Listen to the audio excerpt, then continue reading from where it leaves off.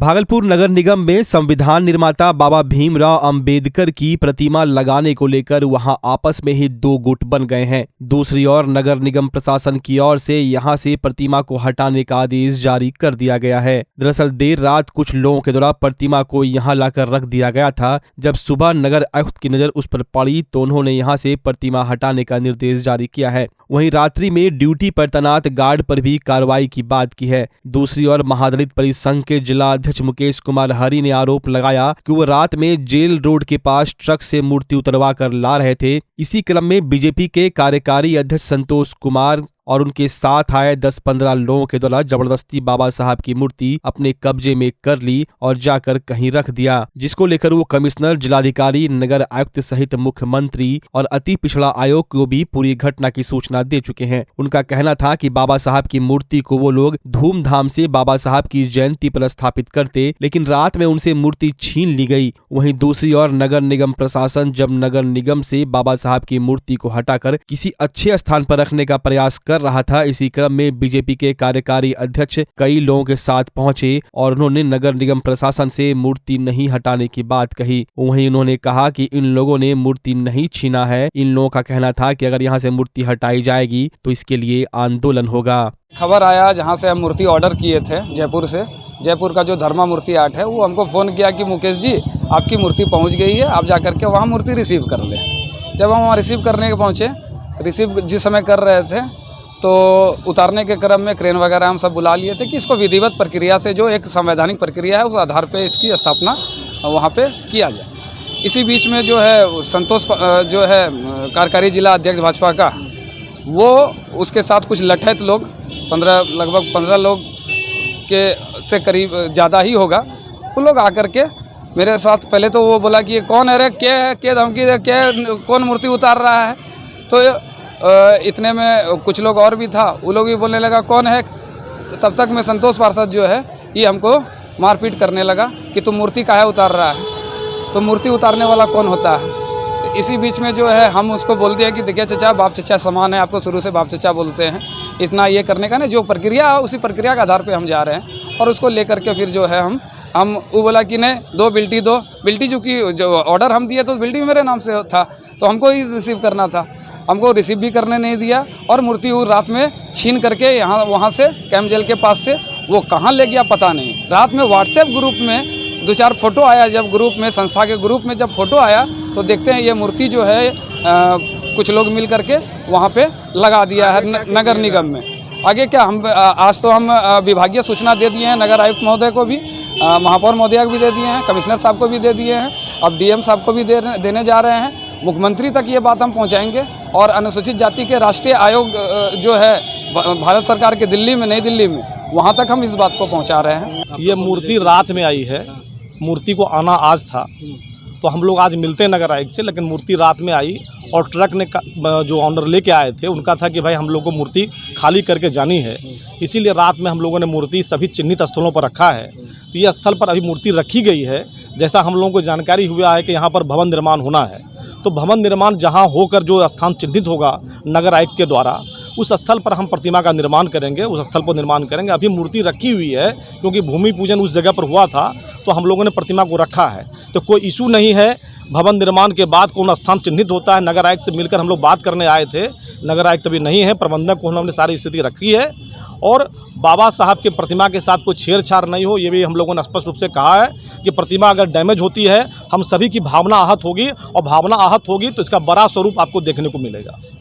रात में जिस तरह से लाके रखा गया, किसी को नगर निगम में पता भी नहीं चला था। देखिए, बाबा साहब तो संवैधानिक पद के लोग हैं, उनके लिए भी रात और दिन की बात अगर हो तो बेईमानी है। इसलिए कहीं ऐसा कोई इशू नहीं है कि हमने कुछ नया निर्माण का काम किया है या कोई ऐसा विषय आया है कि जिसमें कि जानकारी नगर निगम को नहीं है। नगर निगम को पूर्व से पता है कि यहाँ पर भाई हम लोगों ने किया है, भूमि पूजन होता है, हर 26 जनवरी को माल्य अर्पण, वृक्षारोपण, सारे कार्यक्रम इस जगह पर होते हैं, तो ये कोई इशू नहीं है।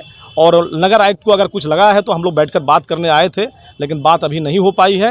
हम लोग संपर्क में है, बात करके उनको सारी परिस्थिति को रखा जाएगा। एक मुकेश हरी नाम का युवक है, उसने आरोप लगाया कि मूर्ति उसने मंगाई थी और आप लोगों ने रात में मुकेश हरी जी जो दलित महापरिसंघ है, हाँ, उसमें वो कमेटी उनका इस प्रतिमा निर्माण में सहयोगी है हम लोगों की, और प्रतिमा के लिए उन्होंने ऐसा मंगाया, ऐसा नहीं है, पैसा आज भी उनको देना था, फिर भी प्रतिमा निर्माण समिति पैसा देकर मंगाई है।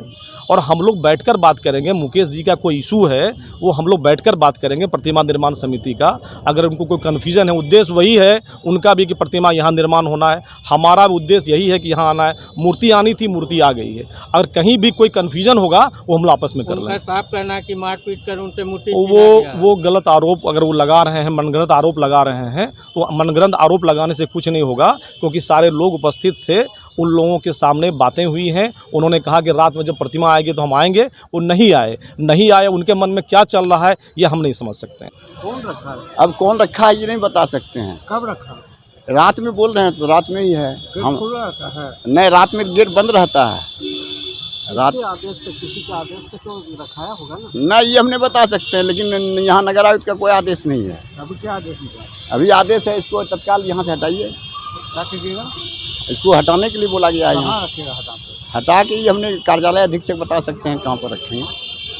इतनी सुरक्षा के बीच नगर निगम कार्यालय है, फिर भी ये प्रतिमा आ गई, क्या कहेंगे?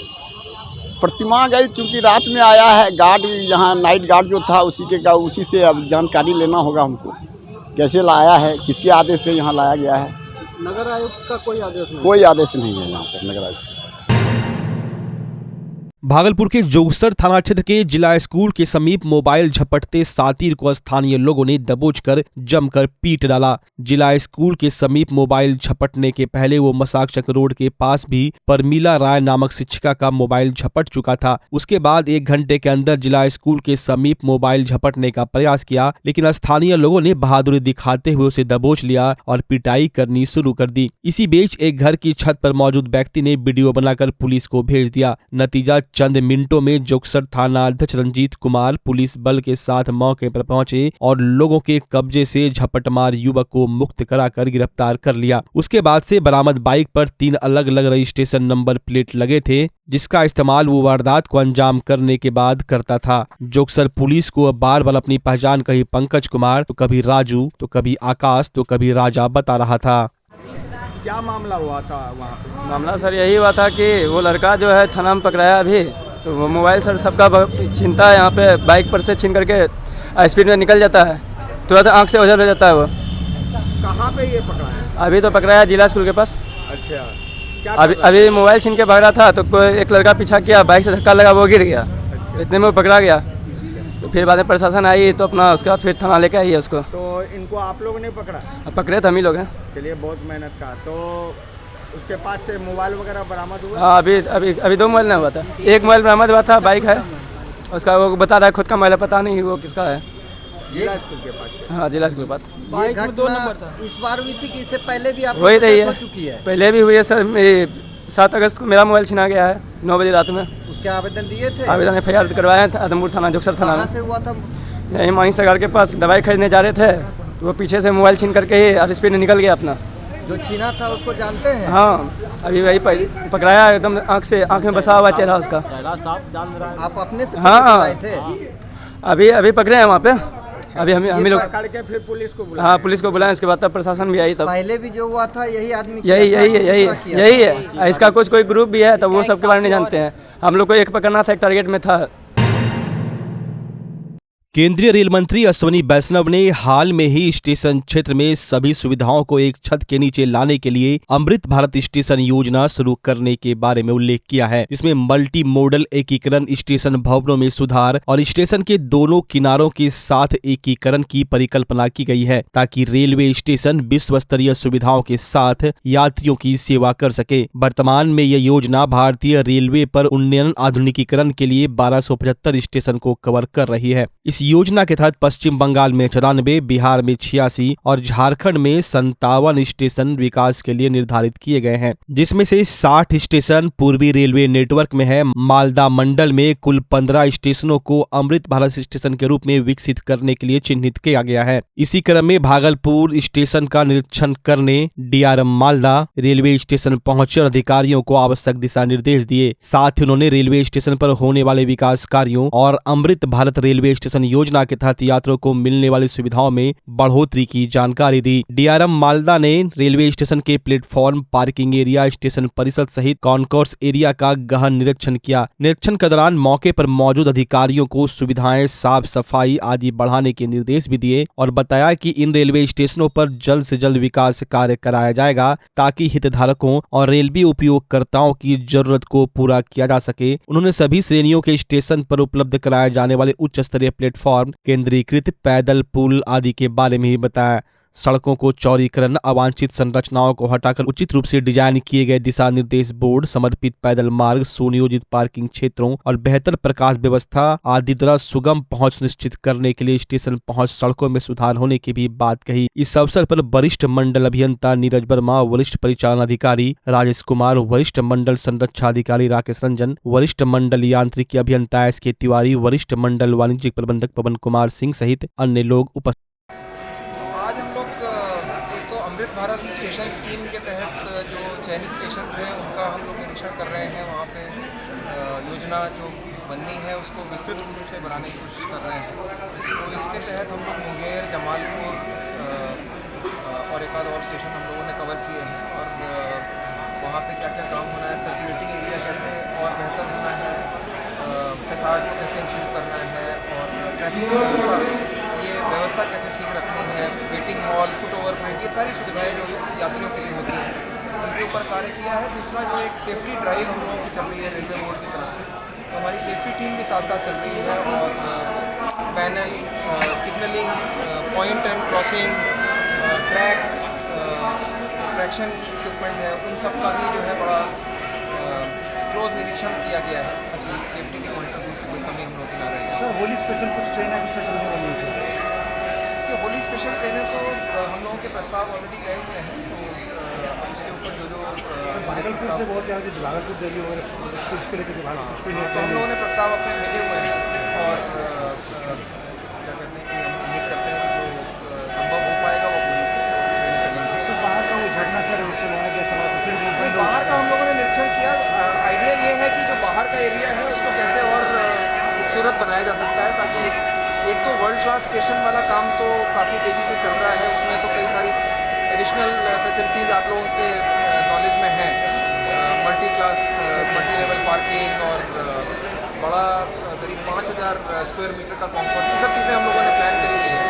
बट अभी छोटा छोटा इंप्रूवमेंट हम लोग लगातार अभी भी निरंतर करते रहे। आपने सर वो लिफ्ट का इंस्पेक्शन किया, उसको लेकर तो देखिए, एक लिफ्ट जैसा कि आपको मालूम होगा कि एक लिफ्ट ऑलरेडी 6 नंबर प्लेटफॉर्म पे हम लोगों ने लास्ट 7-8 डेज में चालू कर दी है और एक और लिफ्ट है जो कि बिल्कुल तैयार है। तो मुझे पूरी उम्मीद है कि अगले 7-8 दिनों में maximum first week of March में होली के पहले हम लोग वो लिफ्ट भी चालू कर देंगे। इसके अलावा रिटायरिंग रूम्स और डॉर्मेट्री का निरीक्षण हम लोगों ने किया, तो वहाँ पे भी सुधार करने के कुछ सुझाव आए सामने। डॉर्मेट्री में AC लगाने की हम लोगों ने प्लानिंग करी है। सर, CCTV को लेकर क्या कुछ करें? CCTV को लेकर के हम लोगों की तरफ से तैयारी पूरी है। अब हम लोग जो संस्था है जिसको CCTV प्रोवाइड करना है उससे अब हम लोग फॉलो अप कर रहे हैं ताकि अतिशीघ्र CCTV यहाँ पर उपलब्ध हो पाएगा। सर, पहले मुझे ये था कि जो भवन की तैयारी है और लाइटिंग अरेंजमेंट है, ये सब फर्नीचर वगैरह, तो वो सब अब हमारी तरफ से तैयारी पूरी होगी। सर, 6 नंबर को प्लेटफॉर्म को सुरक्षा व्यवस्था के बारे में कुछ आपने जो देखा तो क्या? 6 नंबर पे थोड़ा सा मुझे लग रहा है कि एक्शन किया, उसको लेकर तो देखिए, एक लिफ्ट जैसा कि आपको मालूम होगा कि एक लिफ्ट ऑलरेडी 6 नंबर प्लेटफॉर्म पे हम लोगों ने लास्ट 7-8 डेज में चालू कर दी है और एक और लिफ्ट है जो कि बिल्कुल तैयार है। तो मुझे पूरी उम्मीद है कि अगले 7-8 दिनों में maximum first week of March में होली के पहले हम लोग वो लिफ्ट भी चालू कर देंगे। इसके अलावा रिटायरिंग रूम्स और डॉर्मेट्री का निरीक्षण हम लोगों ने किया, तो वहाँ पे भी सुधार करने के कुछ सुझाव आए सामने। डॉर्मेट्री में AC लगाने की हम लोगों ने प्लानिंग करी है। सर, CCTV को लेकर क्या कुछ करें? CCTV को लेकर के हम लोगों की तरफ से तैयारी पूरी है। अब हम लोग जो संस्था है जिसको CCTV प्रोवाइड करना है उससे अब हम लोग फॉलो अप कर रहे हैं ताकि अतिशीघ्र CCTV यहाँ पे उपलब्ध हो पाएगा। सर, पहले मुझे ये था कि जो भवन की तैयारी है और लाइटिंग अरेंजमेंट है, ये सब फर्नीचर वगैरह, तो वो सब अब हमारी तरफ से तैयारी पूरी होगी। सर, 6 नंबर को प्लेटफॉर्म को सुरक्षा व्यवस्था के बारे में कुछ आपने जो देखा तो क्या? 6 नंबर पे थोड़ा सा मुझे लग रहा है कि लाइटिंग हम इम्प्रूव कर सकते हैं सुरक्षा व्यवस्था के पॉइंट ऑफ व्यू से और जो एक्सेस हम लोगों ने बाहर से दी हुई है, तो मुझे आरपीएफ स्टाफ की अवेलेबिलिटी देखनी है और अवेलेबिलिटी देखते हुए कुछ समय के लिए अगर हम तैनात कर सकते हैं तो वो एडिशनल आरपीएफ भी तैनात करेंगे।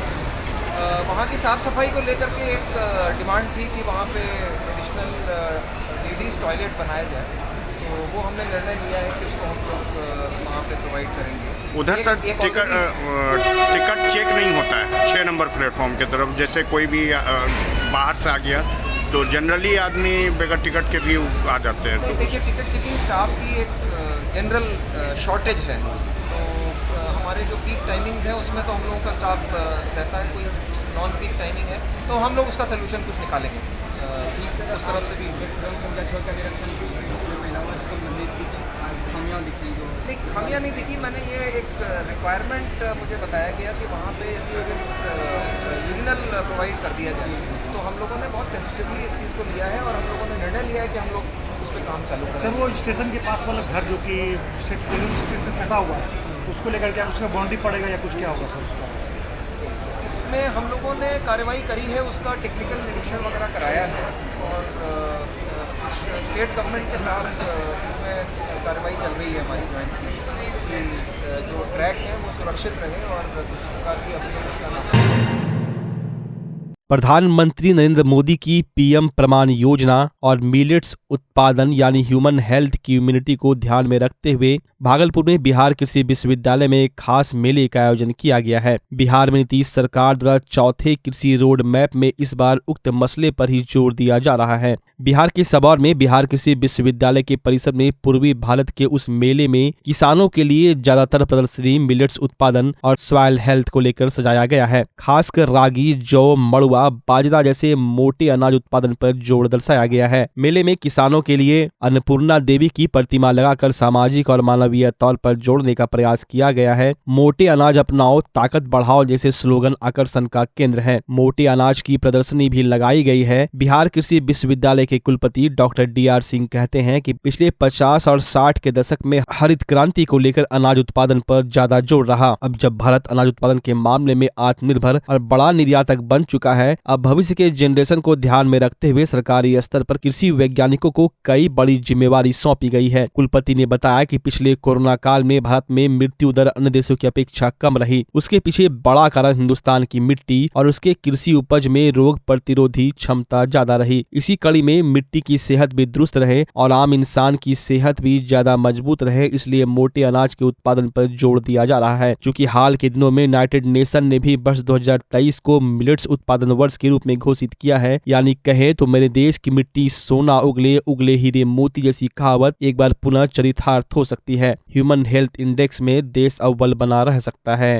ये आंकड़े बताते हैं कम हुआ है। उसका प्रमुख कारण है कि अगर आप भी देखें, आपके दादा परदादा जो भी पुराने चीज़ों का सेवन करते थे, जैसे आपका तुलसी हुआ, उसके अर्क का हुआ, नींबू हुआ, ये जो दिनचर्या थी उस दिनचर्या आज भी हमारे भारतवर्ष में ट्रेडिशनल रूप से कायम है।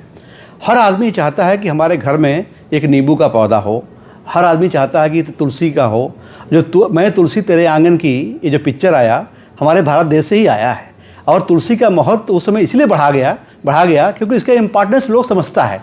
सर्दी, खांसी, जुकाम जैसे आता है, लोग बोलता है ना कि 4-5 पत्ते लेकर के उसको अर्क निकाल करके उसको यूज़ करो तो खांसी जुकाम खत्म हो जाती है। और आज भी कायम है और यही सब कारण है। जो हमारा पुराना खाना पीना सिस्टम था वो हमारे बॉडी को, इम्यूनिटी सिस्टम को बढ़ाया है और इस चीज़ को हमको आगे बढ़ाकर लेके आना है। इसीलिए आज मोटे अनाज की चर्चा हो रही है।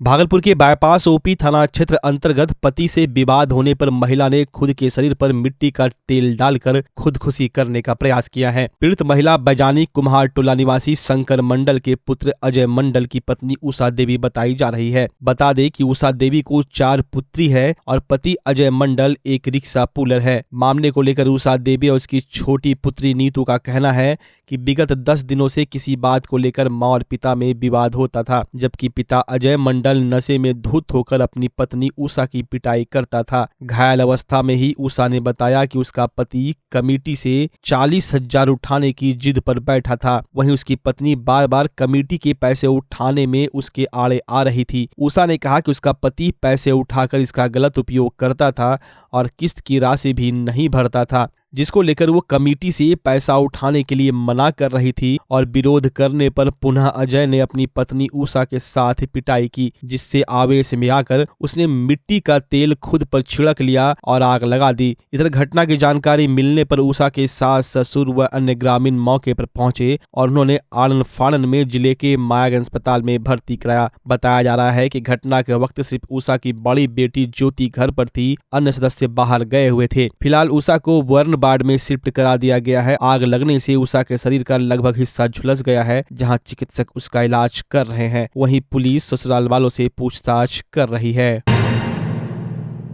कृषि विश्वविद्यालय में 3 दिवसीय कृषि मेले के आयोजन में शिरकत करने पहुंचे भागलपुर के गोपालपुर विधानसभा से जदयू विधायक गोपाल मंडल ने मंच से किसानों को संबोधित करते हुए किसान सलाहकारों पर आरोप लगाया है। उन्होंने कहा कि अगर सलाहकार सुधर जाए और अपना काम सही से करें तो किसानों को परेशानी नहीं होगी। किसान तक सरकार की हर एक योजनाओं को नहीं पहुँचाया जाता, जिसकी वजह से उन्हें खेती में दिक्कतें होती हैं।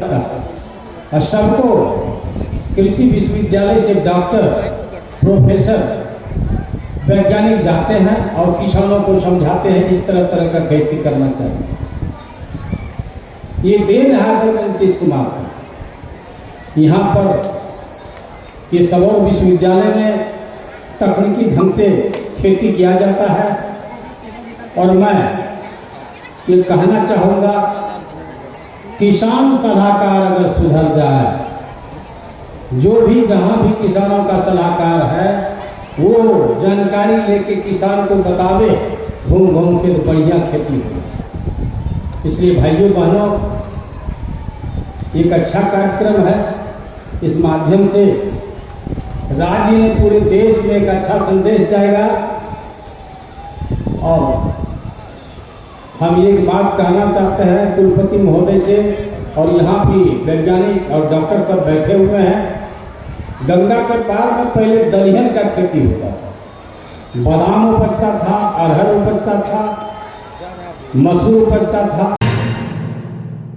भाजपा महिला मोर्चा भागलपुर द्वारा प्रदेश कार्य समिति की 2 दिवसीय बैठक आयोजित होनी है। कार्यक्रम 26 और 27 फरवरी को आयोजित की जाएगी, जिसको लेकर प्रेस वार्ता का आयोजन किया गया, जिसमें प्रदेश अध्यक्ष महिला मोर्चा की लाजवंती झा ने कहा पार्टी की मजबूती एवं कई बिंदुओं पर वार्ता रखी जाएगी। उन्होंने कहा कि विगत दिनों में क्या किया और आने वाले दिनों में क्या करेंगे, इसकी चर्चाएं होनी है। साथ उन्होंने कहा कि पार्टी महिलाओं के प्रति संवेदनशील है। संगठन में महिलाओं के लिए 33% आरक्षण कर दिया है, इससे महिलाओं की भागीदारी अधिक से अधिक हो सके। प्रेस कॉन्फ्रेंस के दौरान महिला मोर्चा की जिला अध्यक्ष श्वेता सिंह के अलावा भाजपा के कई सदस्य मौजूद थे।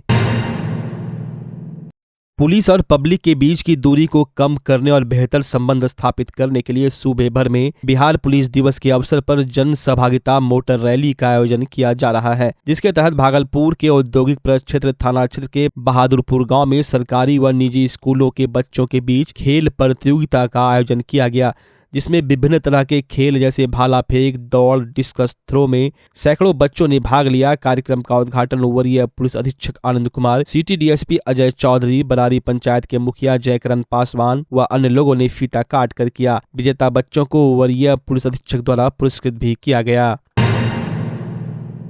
सैंडिस कंपाउंड स्थित क्रिकेट व एथलेटिक्स कार्यालय में देर शाम नगर आयुक्त doctor Yogesh Kumar Sagar, SDO Dhananjay Kumar, smart city के अधिकारियों ने ताला जड़ दिया था, जिसको लेकर संघ के लोग अनुमंडल पदाधिकारी से मिलकर अपनी समस्याएं बताई। इन लोगों का कहना है कि इसको लेकर पहले से कोर्ट में मामला चल रहा है। अनुमंडल पदाधिकारी के द्वारा खेल संघ के लोगों से कहा गया कि स्मार्ट सिटी के तहत रिनोवेशन का काम होना है, जिसको लेकर कल देर शाम नगर आयुक्त और अनुमंडल पदाधिकारी के द्वारा निरीक्षण किया गया था और रिनोवेशन को लेकर ही तालाबंद किया गया है, जिस पर एसोसिएशन के लोगों ने मांग की है कि वहां रखे सामानों को रखने के लिए कहीं जगह दी जाए, जिससे उन लोगों का सामान सुरक्षित रह सके। वहीं खेल संघ के लोगों ने कहा कि नगर आयुक्त को कुछ गलतफहमी हो गई है, जिस कारण खेल संघ के लोगों से वो नाराज हैं। इसको लेकर वो खेल संघ के लोगों से वार्ता कर सारी बातों को सामने रख दें।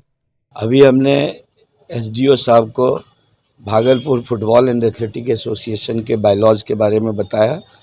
उन्होंने खुद उसको देखा। देखने के बाद उन्होंने कहा कि हाँ, ये तो एसोसिएशन की बात है, मैं इसमें ट्रेजरर हूँ। मुझे कल शाम में पता चला। सो हटाने की बात नहीं हो रही है, उसको रेनोवेट करने की बात हो रही है। तो हमने कहा कि उसमें जो सामान है बच्चों का, क्रिकेट का जो सामान है, उसको कहीं दूसरी जगह शिफ्ट कराने का जगह दिया जाए और उसको रेनोवेट करा के क्या बनाना चाहते हैं। उसमें तो खेल का मैदान है, कोई कैफेटेरिया वगैरह नहीं बनना चाहिए। और दूसरी तरफ जो बात है ना, नगर आयुक्त के दिमाग में एक बात बैठ गई है कि खेल संगठन वाले मेरा विरोध कर रहे हैं। हम लोग किसी का विरोध नहीं कर रहे हैं। हम लोग तो अपने हक के लिए हाईकोर्ट गए हैं और हाईकोर्ट जाने के बाद इसका सिला ये है कि इन्होंने तालाबंदी कर दी और हमारे एथलेटिक्स के जो लोग रह रहे थे, इन्होंने उसको क्रिमिनल करार दे दिया और इस तरह का व्यवहार किया है जो अशोभनीय है। और हम उनके इस व्यवहार का निंदा करते हैं और अपील करते हैं कि भविष्य में वो इस तरह की बात नहीं करें। अगर ऐसी कोई बात होती है तो अपने कार्यालय में हमारे खेल संगठन को बुलाकर बात कर लें। और हमें लगता है कि बातचीत से कोई भी मसला हल हो सकता है, कोर्ट कचहरी से नहीं। इसलिए हम नगर आयुक्त महोदय से अपील करना चाहेंगे कि हम लोगों के साथ एक दिन बैठकर खेल संगठन से वो बात कर लें।